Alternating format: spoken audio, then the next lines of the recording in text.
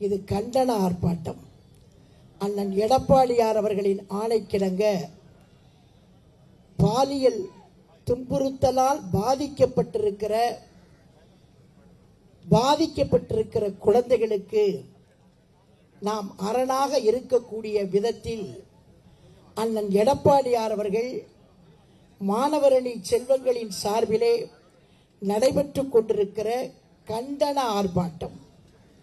இந்த கண்டன ஆர்ப்பாட்டம் என்பது திராவிட முன்னேற்ற கழகத்தினுடைய அரசுக்கு சவால் விடுகிற ஆர்ப்பாட்டம். இது திராவிட முன்னேற்ற கழகத்தினுடைய அரசை இந்த நாட்டை விட்டு விரட்டுவதற்காக நடைபெறுகின்ற கண்டன ஆர்ப்பாட்டம். துரோகிகளை விரட்டுவதற்கு நடைபெறுகிற கண்டன ஆர்ப்பாட்டம். ஏழை பிள்ளைகளுக்கு, பாதிக்கப்பட்ட பிள்ளைகளுக்கு, பாதிக்கப்பட்ட மாணவிகளுக்கு பாதுகாப்பு அரணாக விளங்கக்கூடியவர் அண்ணன் எடப்பாடியார் என்பதை திமுகவுக்கு குட்டி சொல்வதற்கு நடைபெறுகின்ற இந்த ஆர்ப்பாட்டம். இந்த ஆர்ப்பாட்டத்திலே மாணவ செல்வங்கள் எல்லாம் இங்கே வந்து கலந்து கொண்டிருக்கிறீர்கள். இந்த மாணவ செல்வங்கள் என்றைக்குமே பாதிக்கப்பட்ட மாணவிகளுக்கு நீங்கள் எல்லாம் துணையாக இருக்க வேண்டும். இந்த துணை என்பது என்றைக்குமே பாதிக்கப்பட்டவர்களுக்கு உறுதுணையாக இருப்பது என்பது அண்ணன் எடப்பாடியார் அவர்கள்தான். எப்பொழுதுமே எந்த சூழ்நிலையிலுமே நம்முடைய நாட்டிலே பாதிக்கப்பட்டவர்கள் என்றால் உடனே குரல் கொடுப்பவர் அண்ணன் எடப்பாடியார் தான். சட்டமன்ற எதிர்க்கட்சி தலைவர் அண்ணன் எடப்பாடியார் மட்டும்தான் உடனுக்குடன் குரல் கொடுத்துக் கொண்டிருக்கிறார். இந்த பாலியல் துன்புறுத்தல் அருமை சகோதரர் ராமச்சந்திரன் அவர்கள் இங்கே பட்டியலிட்டு காட்டினார். பல பட்டியல்களை இங்கே எடுத்து சொன்னார். அதிலே இந்த பட்டியல் என்பது ரொம்ப நீண்டு கொண்டே போகிறது. நான் இன்னும் உதாரணத்திற்கு சொல்ல வேண்டும் என்றால், பத்திரிகைகளிலே தெரிவிக்கப்பட்ட கருத்துக்கள் தான், பத்திரிகைகளிலே சொல்லப்பட்ட செய்திகள் தான். கிருஷ்ணகிரியிலே 18 வயது அரசு பள்ளி மாணவியை 3 ஆசிரியர்கள் கூட்டு பாலியல் வன்கொடுமை செய்தது. வேலூரிலே இளம் பெண்ணுக்கு மயக்க மருந்து கொடுத்து, குளிர்பானம் கொடுத்து 6 பேர் கொண்ட காமுக கும்பல் கற்பழித்தது. தூத்துக்குடியிலே 5 மாணவிகளுக்கு உடற்கல்வி ஆசிரியரால் பாலியல் தொல்லை. சென்னையிலே சிறுமிக்கு கிக் பாக்ஸிங் பயிற்சியாளரால் பாதிப்பு. திருப்பூரிலே 17 மாணவிகளுக்கு விடுதி வார்டனால் பாதிப்பு. திருவள்ளூரிலே 3ஆம் வகுப்பு மாணவி, 3ஆம் வகுப்பு மாணவிக்கு என்ன தெரியும்? அந்த பிள்ளைக்கு என்ன தெரியும்?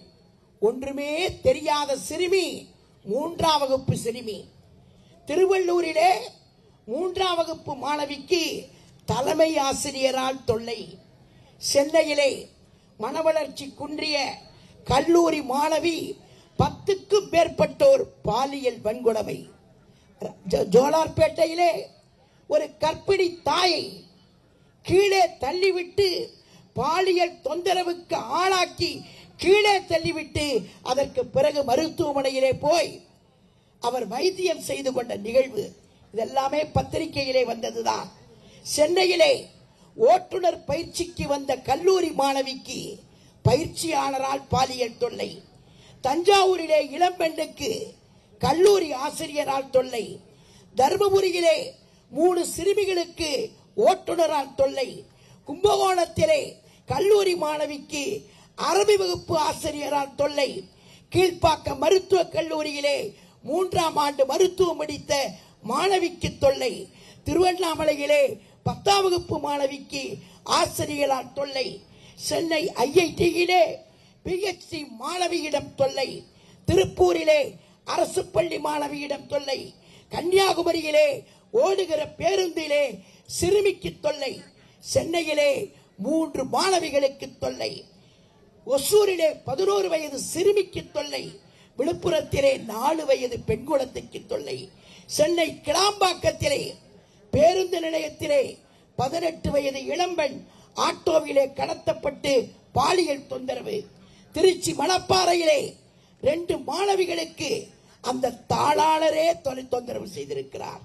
கோவையிலே 14 வயது பள்ளி மாணவிக்கு ஆட்டோவிலே தொல்லை.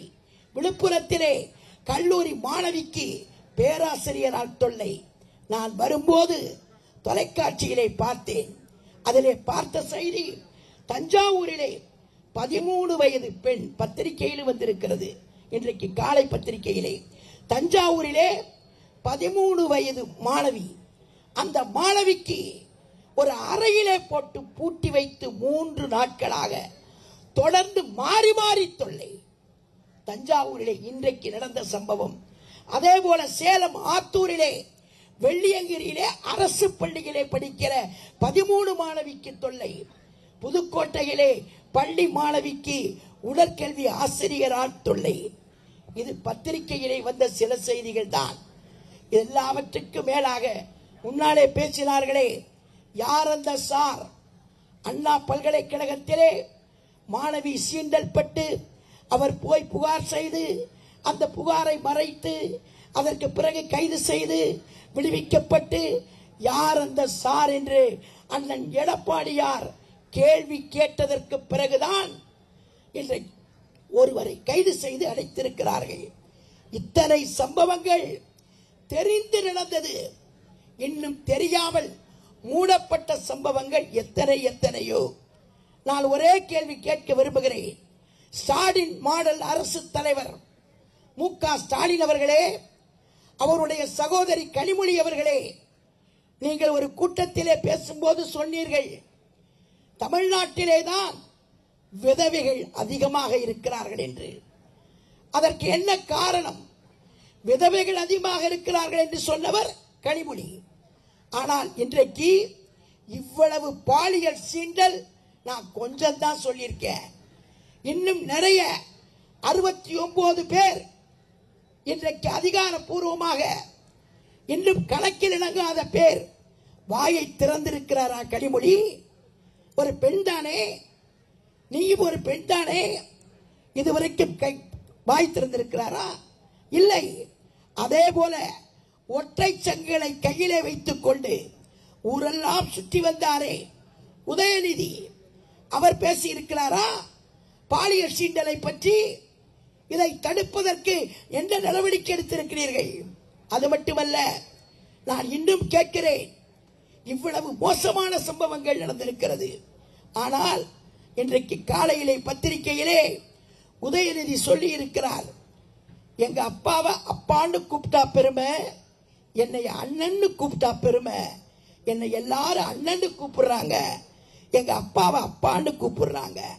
அப்பான்ற பேரே உங்களுக்கு நிரந்தரமா சொந்தமான பேர் தான். அதுல எங்களுக்கு மாற்று கருத்தே கிடையாது.